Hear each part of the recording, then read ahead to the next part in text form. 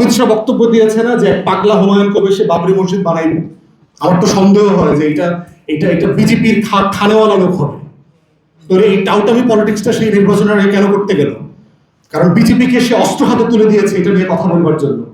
Otherwise এটা আমি কোনো যৌক্তিক ব্যাখ্যা খুঁজে পাই না যে সে একটা বাবরি মসজিদ বানাবে, ইট আনতে কইলো, সেইটা নিয়ে আবার অমিত শাহ প্রত্যেকটা মিটিং এ বক্তব্য দিচ্ছে যে কোনো বাবরি মসজিদ বানাইতে দেওয়া হবে না বাংলাতে। আপনি বক্তব্য দেওয়ার সুযোগ করে দিলেন, কার পলিটিক্স করলেন সে? আপনি মুসলমানদের পলিটিক্স করলেন।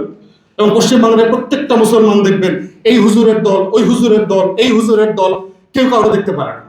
দিন শেষে এরা সবাই কি করতেছে? বিজেপির পলিটিক্স করতেছে।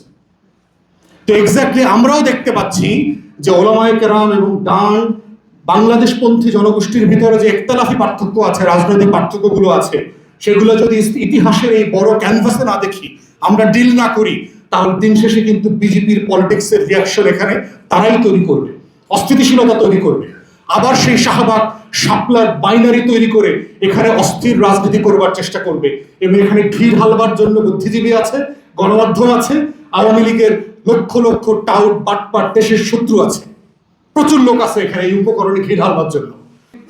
উত্তরপ্রদেশে আমরা দেখেছি না, পুরো ভারতবর্ষে গুজরাটে 800-র উপরে মসজিদ, তারপরে মাদ্রাসা, এতিমখানা, ওয়াকফ প্রপার্টি বিভিন্ন জায়গাতে তারা নাই করে দিয়েছে, সিম্পলি নাই করে দিয়েছে, দিল্লিতে পর্যন্ত করেছে। এবং একই ঘটনা পশ্চিমবাংলায় করবে দেখবে। তা আজকে এই জায়গা থেকে আমরা দেশবাসীকে আহ্বান করছি, বাংলাদেশ একটা ক্রিটিক্যাল টাইমে এখন চলে আসছে এবং এটা একটা অস্তিত্বের লড়াইয়ের প্রশ্ন হয়ে গেছে। হিস্ট্রির সাথে আমাদেরকে কানেক্ট করবা দরকার, পার্টিকুলারলি ইয়াংদের, এবং নতুন করে আমার রাজনীতি বিনির্মাণ করা দরকার। আমার শত শত বছরের লড়াইয়ের, আজাদির, ইনসাফের, ব্রিটিশ বিরোধী আন্দোলনের যে সংগ্রাম, এই প্রত্যেকটা ডটকে কানেক্ট করে আগামী দিনের রাজনীতি বিনির্মাণটা হচ্ছে এখন সবচেয়ে বড় আমাদের দায়িত্বের জায়গা।